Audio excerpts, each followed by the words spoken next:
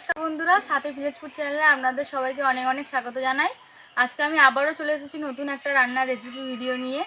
তো আপনারা দেখতেই পাচ্ছেন আমার হাতে রয়েছে এই যে ফুলকপি, পালং শাক, টমেটো, পেঁয়াজ।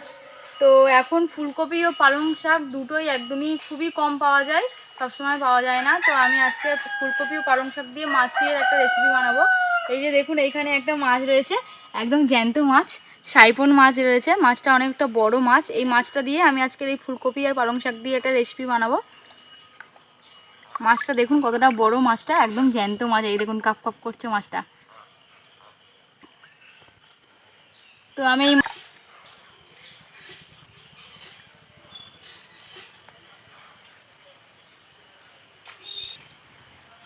তো বন্ধুরা এখন চলুন মাছটা কেটে নেওয়া যাক। মাছটা বড় মাছ, কাটতে অনেকটা সময় লাগবে। মাছটাকে আমি এখন কেটে নেব, তারপর রান্নার জন্য আমার যে যে উপকরণগুলো দরকার সেগুলোকে আমি কেটে গুছিয়ে নেবো। আপনারা প্লিজ ভিডিওটা পুরোটা দেখুন, স্কিপ না করে। আমি কিভাবে কী কী উপকরণ দিয়ে মাছের তরকারিটাকে রান্না করব। তো এখন এই যে ফুলকপি ও পালং শাক, এটা কিন্তু খুবই পুষ্টিকর একটা জিনিস। গরমের সময় পালং শাকটা খুবই ভালো। তো আপনারা প্লিজ ভিডিওটা পুরোটা দেখুন। আমি এখন মাছটাকে কেটে নেবো। মাছের গায়ে একটু ছাই মাখিয়ে নিচ্ছি।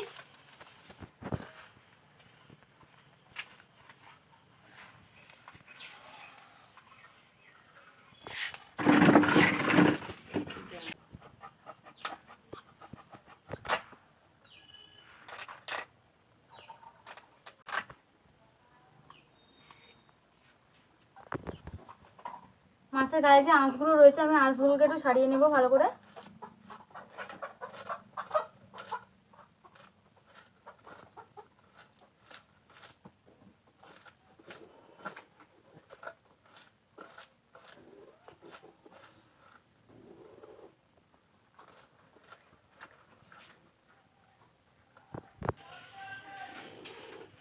আমি মাছের আঁশটাকে খুব ভালো করে ছাড়িয়ে নিয়েছি। এখন আমি মাছটাকে কেটে নেব।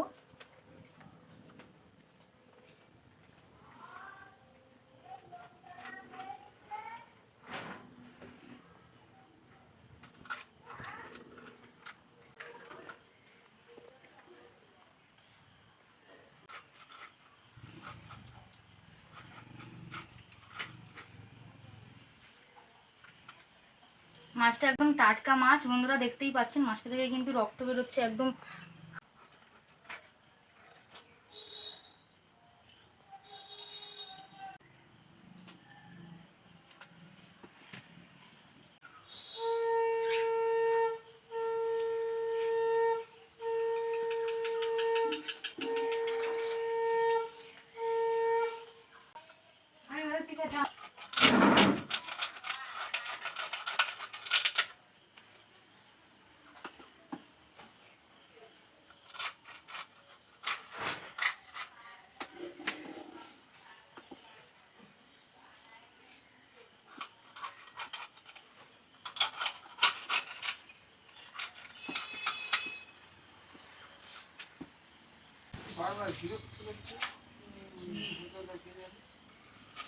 দুবার মাঝে দুবার খারাপ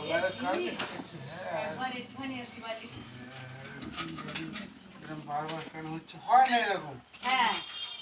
মিস্ত্রি ভালো নয়, কি কি বলবো এখন। চা ওরা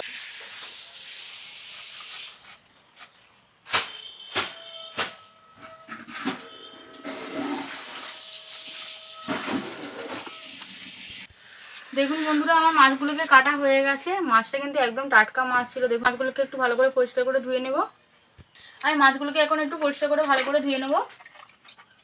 দেখুন বন্ধুরা, মাছের এই যে ফুলটা রয়েছে, এই ফুলের মধ্যে কিন্তু অনেক সময় নোংরা থাকে। আমি এটাকে ফেলে দিচ্ছি।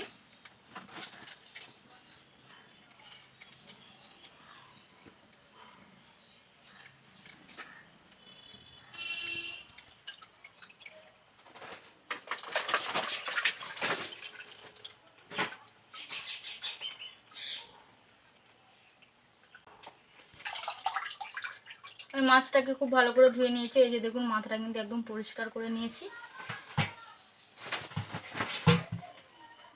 বাকি মাছগুলোকেও আমি ধুয়ে নেব।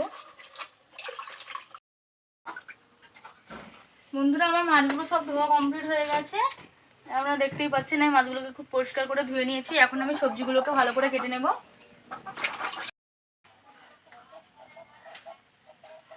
এখন আমি সবজিগুলোকে কেটে নিচ্ছি। এই যে দেখুন ফুলকপিটা নিয়েছি, ফুলকপিটাকে আমি একটু কেটে নেব।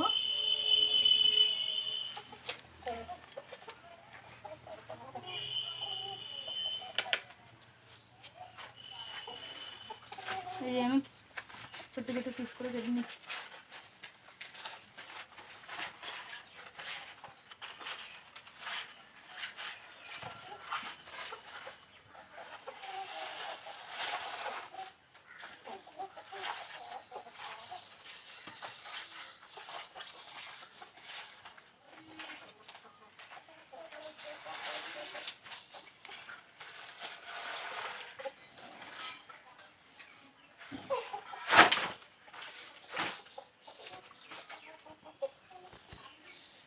ফুলকপিটা কাটা হয়ে গেছে, এখন আমি আলুটাকে কেটে নেব।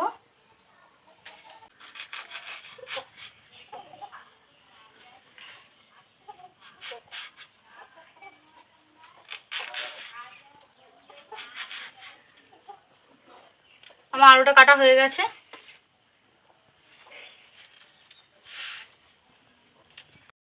এখন পালং শাকগুলোকে কেটে নিচ্ছি।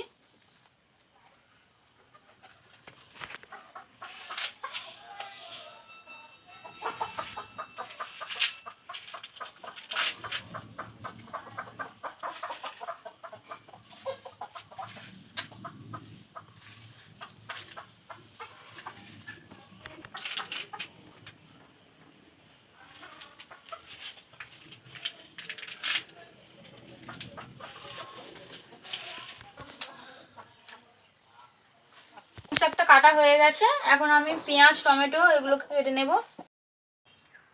আমি মাছে আগে থেকে নুন হলুদ ও একটু লঙ্কা গুঁড়ো মাখিয়ে রেখেছিলাম। এখন আমি মাছটাকে ভেজে নেব। একটু সাদা তেল দিয়ে দিচ্ছি।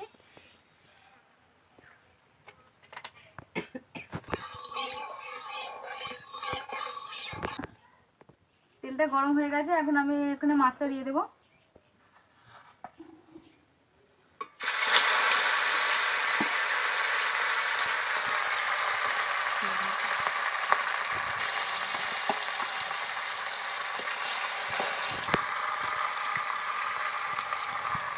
মাছগুলোকে আমি একটু লাল করে ভেজে নেব।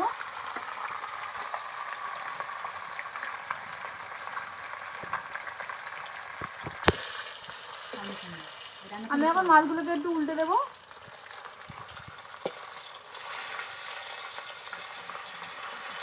বন্ধুরা, মাছটা কিন্তু আমি লাল করে ভেজে নিয়েছি, একটা সাইড পুরো লাল হয়ে গেছে।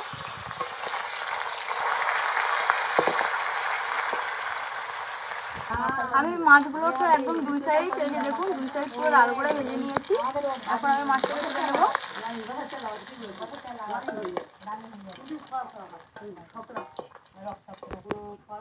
মাছটাকে ভেজে নিয়েছি, এখন ফুলকপিটাকে একটু ভেজে নেবো। তার আগে আমি একটু দেখা কী কী নিয়েছি। আমি নিয়েছি পেঁয়াজ কুচি, কাঁচা লঙ্কা কুচি, টমেটো কুচি, আদা বাটা, দুটো রসুন একটু থেঁতে নিয়েছি, ও নিয়েছি বড়ি। ফুলকপিতে এখনকার ফুলকপি একটু গন্ধ হয়, তার জন্য আমি একটু ফুলকপিটাকে লাল করে ভেজে নেব। একটু সাদা তেল দিয়ে দিচ্ছি।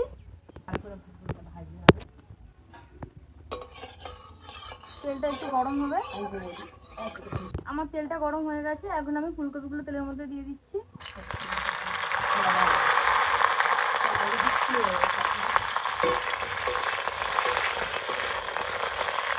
ফুলকপিটা ভালো করে ভেজে নিলে ফুলকপির গন্ধটা আর থাকে না, গন্ধটা একদমই কেটে যায়। আমি লাল করে ভেজে নেব ফুলকপিটাকে। আমি হাফ চামচ মতো নুন দিয়ে দিচ্ছি ফুলকপির মধ্যে।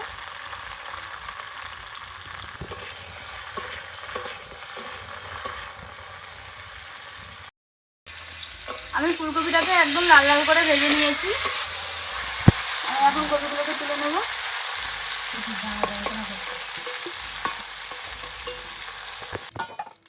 ফুলকপিগুলো সব ভাজা হয়ে গেছে, এখন আমি আলুগুলোকে একটু ভেজে নেব।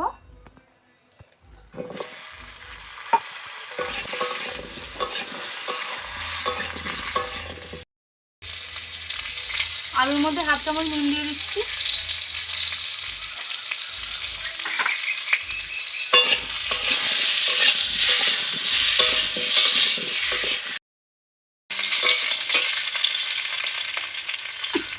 আমি আলুটাকে ভালো করে লাল করে ভেজে নিয়েছি, আলুটাকে তুলে নেব।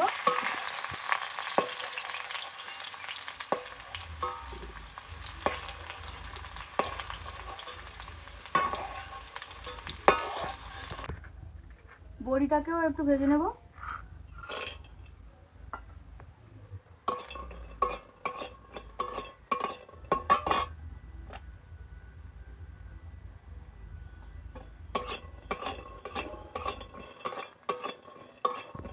বড়িটা ভালো করে ভাজা হয়ে গেছে, বড়িটাকে তুলে নিচ্ছি।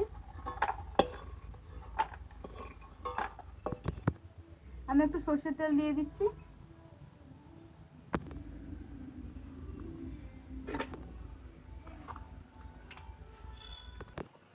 তেলের মধ্যে আমি 1 চামচ 5 ফোড়ন দিয়ে দিচ্ছি।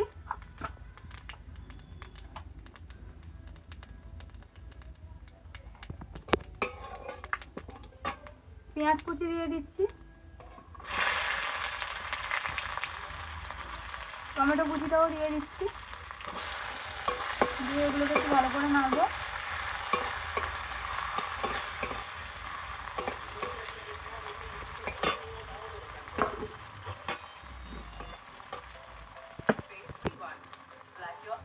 আমি 1/2 চামচ নুন দিয়ে দিচ্ছি, পেঁয়াজ ও টমেটোটা তাড়াতাড়ি নরম হয়ে যাবে।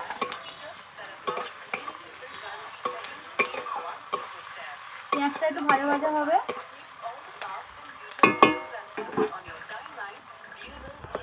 পেঁয়াজটা হালকা একটু ভাজা ভাজা হয়েছে, আমি এখন এর মধ্যে কাঁচা লঙ্কা কুচিটা দিয়ে দেবো। ও যে 2 কুচি রসুন আমি একটু খেতে রেখেছিলাম সেটাকেও দিয়ে দিলাম, দিয়ে একটু ভালো করে ভেজে নেবো রসুনটাকে। পেঁয়াজটা ভালো করে ভাজা হয়ে গেছে, এখন আমি সবজিগুলোকে এখানে দিয়ে দেবো।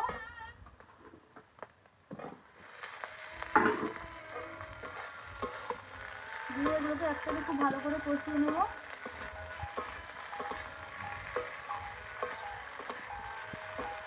আমি আলু ও ফুলকপি ভাজা নুন ব্যবহার করেছিলাম, তার জন্য আমি অল্প করেই নুন দিলাম 1 চামচ। ও 1 চামচ হলুদ গুঁড়ো দিয়ে দিচ্ছি, 1/2 চামচ লঙ্কা গুঁড়ো দিয়ে দিলাম।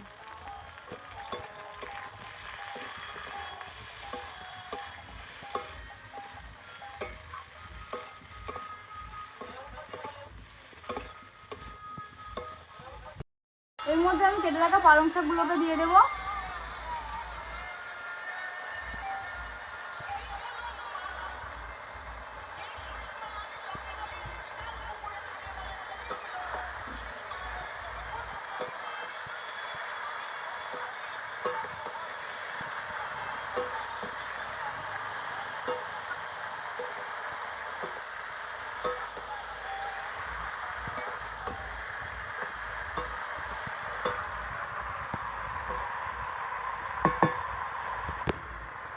আমি এখানে 1/2 মগ জল ব্যবহার করছি।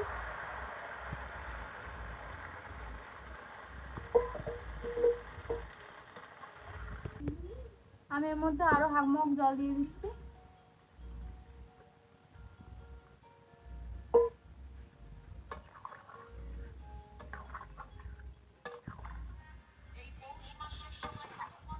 তরকারিটা একটু ফুটবে, সবজিগুলো সব সিদ্ধ হবে, তার জন্য আমি একটু তরকারিটাকে ঢাকা দিয়ে রাখবো।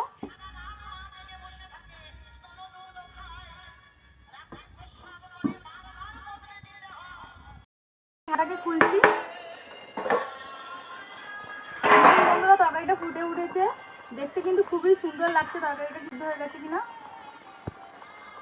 এই দেখুন, আমার আলুগুলো কিন্তু একদম সিদ্ধ হয়ে গেছে।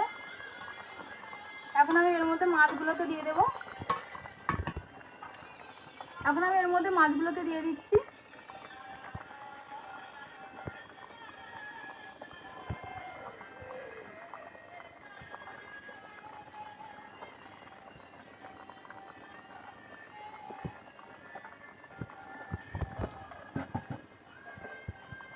আমি মাছগুলোকে দিয়ে দিয়েছি। তরকারিটা আরো কিছুক্ষণ ফুটবে, তার মধ্যে এর মধ্যে আমি আদা বাটাটা দিয়ে দেবো।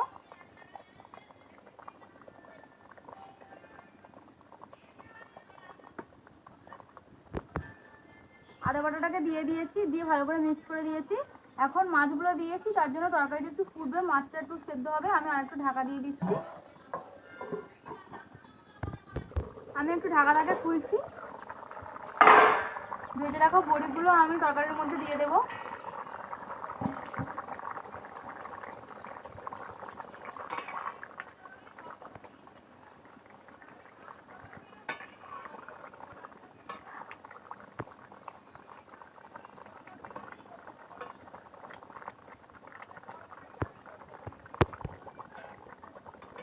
আমার তরকারিটা প্রায় হয়ে গেছে। এখন আমি এর মধ্যে একটু জিরে গুঁড়ো দিয়ে দেবো।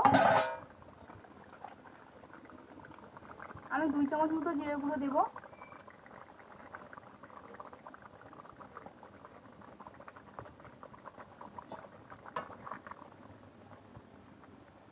একটু হালকা করে নাড়াতে হবে, নাহলে মাছগুলো কিন্তু ভেঙে যাবে।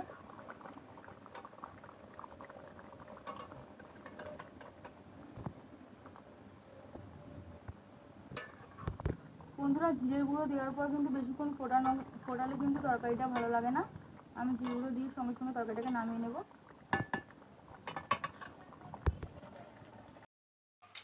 তো বন্ধুরা, আপনারা আজকে আমার ভিডিওটা দেখলেন আমি কীভাবে তরকারিটাকে রান্না করলাম। তো আপনাদের যদি ভিডিওটা ভালো লেগে থাকে তাহলে অবশ্যই লাইক কমেন্ট শেয়ার করো এবং চ্যানেলটিকে সাবস্ক্রাইব করে বেল আইকনটি প্রেস করে দিও, যাতে আমাদের ছাড়া ভিডিও সবার আগে আপনাদের কাছেই পৌঁছে যায়।